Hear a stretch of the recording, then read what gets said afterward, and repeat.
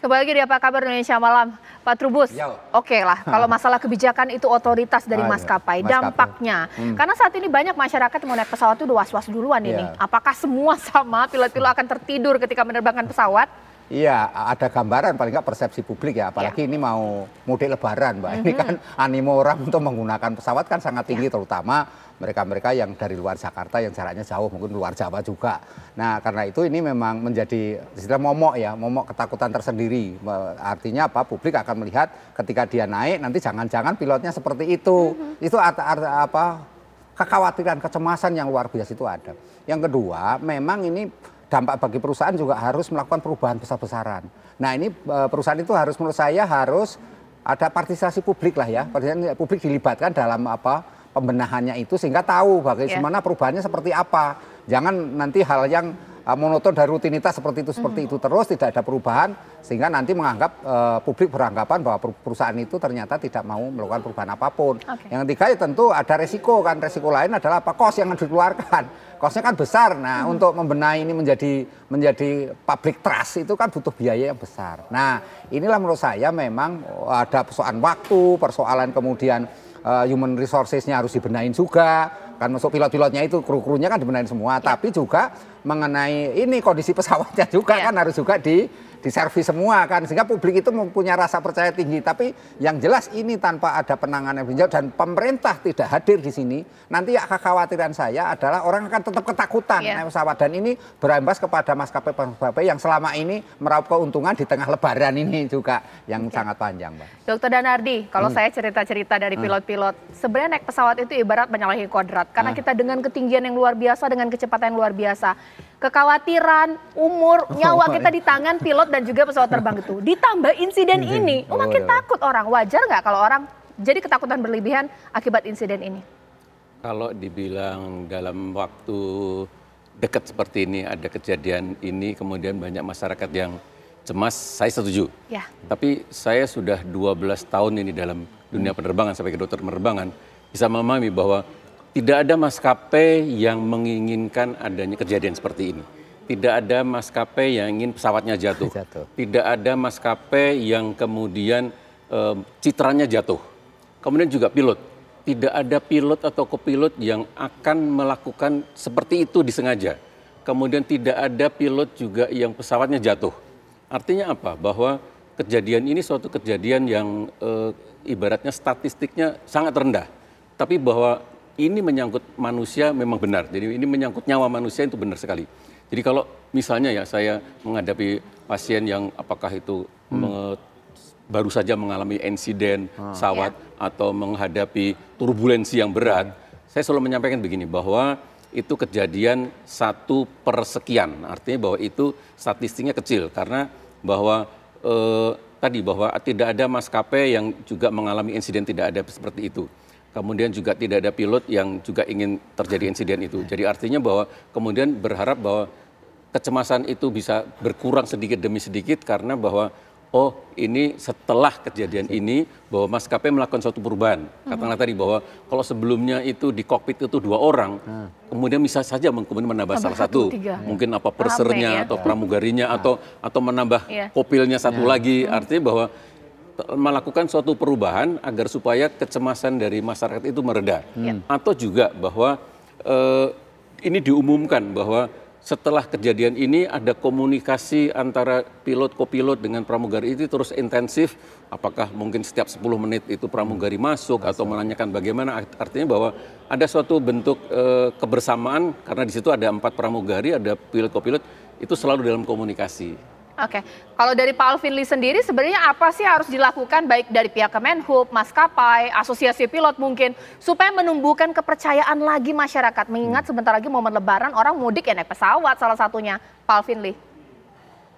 Baik, untuk maskapai-maskapai penerbangan ini sebetulnya sudah ada panduan ya dari ICAO maupun dari Kementerian Perhubungan agar setiap maskapai ini menerapkan fatigue risk management system, yaitu sistem untuk mengatasi kelelahan yang berlebihan, di mana ada peraturan-peraturan, prosedur, kemudian juga ada pelatihan dan sebagainya. Nah, masalahnya adalah fatigue risk management system ini hingga saat ini masih sifatnya optional, jadi belum merupakan suatu kewajiban.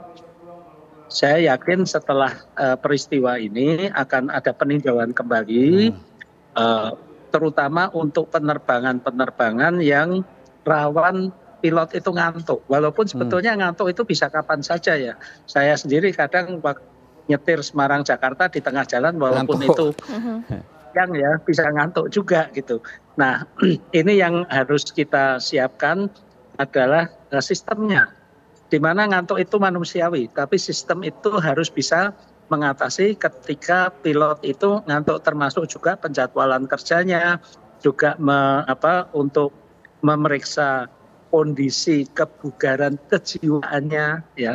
Sebab orang yang stres itu mungkin nggak ngantuk, orangnya melek, tapi pikirannya nggak di sana, itu juga berbahaya, itu lebih berbahaya karena tidak kelihatan itu. Jadi khawatir itu jelas, jangankan orang yang jarang-jarang pergi. Saya tadi pagi juga terbang dari Semarang.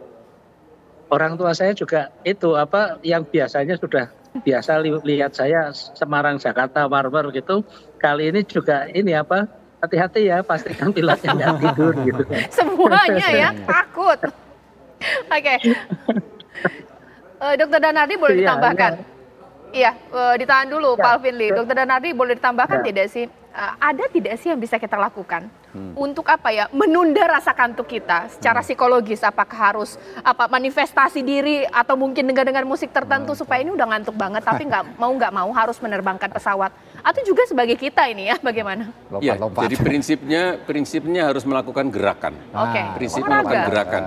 Apakah itu gerakan yang katakan pilot kemudian berdiri kah, atau melakukan gerakan tangan, gerakan kaki, atau misalnya bahwa dia meminta pramugarinya masuk, minta minum. Artinya bahwa seseorang itu sudah merasa bahwa aduh ini kok ngantuk berat ya. Atau juga ketika kopil itu sudah rasa ngantuk, bangunkanlah kaptennya bahwa ini ngantuk berat nih, nggak susah untuk ditahan nih. Jadi alarm berbunyi sudah mulai ngantuk itu harus dilawan, nggak boleh didiamin. Oke, Pak Trubus, ada tidak sih sanksi ataupun bukan sanksi ya, treatment yang bisa dilakukan supaya ini insiden yang terakhir harapannya? Iya, harusnya ada. Pemerintah itu pertama ya harus melakukan langkah-langkah cepat, responsif terhadap kondisi pilot-pilot yang kategori fatigue ini, sehingga dibuatlah aturan yang jelas. Tentu ini nanti akan ada evaluasi besar-besaran. Yang kedua itu terhadap maskapai penerbangan juga harus korporatif, koordinatif juga ya, di mana kemudian masyarakat juga harus dilibatkan dalam hal pembenahan sehingga terjadi perbaikannya betul-betul signifikan.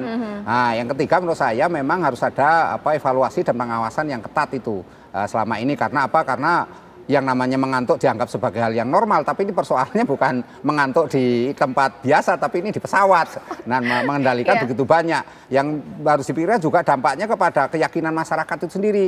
Karena nanti ini agen-agen tiket akan bangkrut ini kalau semuanya posisinya pada ketakutan masyarakat naik kendaraan mobil aja biasa daripada kalau jaraknya cuma Semarang, Jogja, Surabaya, daripada naik pesawat, ya sudah mendingan naik mobil. Lah ini otomatis namanya tiket kom ini akan bangkrut semua nanti. Artinya ini harus diantisipasi, karena itu pemerintah perlu melakukan terapi yang sangat luar biasa. Yang ketiga ya penting banget menurut saya adalah bagaimana maskapai penerbangan ini juga harus berkoordinasi dengan daerah-daerah di mana kemudian seringkali terjadi turbulensi, iklimnya agak ini gitu kan, itu daerah kan banyak itu ada karena memang kondisi iklim kita ya kadang-kadang ya anginnya terlalu tinggi membahayakan penumpang. Ini harus ada terapi jelas dan publik harus tahu kalau Anda mengarah kemana ke Bangka misalnya di sana itu pada bulan-bulan tertentu itu kondisinya seperti ini. Jadi masyarakat udah siap kalau ada bulan tertentu lewat sana. Nah, ini atau ke Papua juga seperti itu bulan-bulan tertentu gitu, Mas. Terakhir Pak Alvin Lee, apa saran dari Bapak agar jangan sampai gara-gara 2 orang kepercayaan kita untuk seluruh maskapai di Indonesia ini jadi buyar ya, supaya masyarakat juga percaya, pilot-pilot juga bisa dipercaya kembali, maskapai juga, Pak Alvin Lee? Iya, yang jelas khawatir boleh dan itu wajar ya, manusiawi, tapi juga nggak perlu berlebihan karena sekian puluh tahun di Indonesia kejadian juga baru kali ini dan mudah-mudahan hanya kali ini. Kedua, saya yakin dari sisi regulasi maupun kebijakan perusahaan pasti akan ada perbaikan-perbaikan. Nah, yang ketiga saran saya adalah kalau sekarang ini setiap 6 bulan itu ada MEDEX, pemeriksaan kesehatan untuk pilot penerbangan komersial. MEDEX itu saat ini hanya fokus pada aspek fisik. Nah, mungkin ke depan perlu juga ditambah aspek kesehatan, kebugaran, kejiwaannya. Tidak hanya yang stres ya, tidak hanya ngantuk, tapi stres dan lagi banyak beban ini juga terdeteksi untuk mencegah terjadinya hal-hal yang tidak kita inginkan. Demikian. Oke, terakhir Dokter Dadari, apa ini saran untuk pilot ya, juga khususnya penumpang juga? Setuju banget dengan Pak Alvin ini tadi, bahwa saya sebagai psikiater bahwa MEDEX itu jangan hanya fisik, tapi juga dokter-dokter di Hatpen, di kesehatan penerbangan itu juga melakukan screening apakah kondisi kejiwaannya, apakah kesehatan jiwanya juga 100% sehat. Pak Trubus? Iya, kalau saya sih mengharapkan kejadian ini adalah yang terakhir ya, jangan sampai terulang kembali karena masyarakat sekarang ini di era modernitas ini semuanya menggunakan pesawat. Ya, artinya lebih karena masyarakat kita maunya cepat, pelayanan juga optimal, rasa aman, nyaman itu kan yang dengan masyarakat. Karena itu menurut saya pemerintah harus segera membuat aturan yang jelas, clear, dan memberikan juga sanksi kepada mereka-mereka maskapai-maskapai yang lalai. Sehingga ini tidak merugikan publik secara keseluruhan. Yang terakhir menurut saya penting juga bagaimana meyakinkan kepada keluarga pilot, keluarga termasuk keluarganya lah ya dalam hal ini termasuk karyawan-karyawannya juga bahwa bekerja di sektor penerbangan itu nyaman gitu, memberi rasa terhormat itu bagian dari sedekah ilmu, sedekah profesional juga. Jadi jangan membawa sesuatu yang menakutkan semua calon mati, tapi jangan kemudian terbayang itu semua jangan. Iya, pengennya umur panjang semua ya. Amin. Pak Trubus terima kasih banyak, Dokter Danadi terima kasih, Pak Alvin terima kasih. Harapannya dengan insiden ini maskapai berbenah, para pilot juga lebih waspada lagi supaya apa? Penumpang tidak was-was lagi.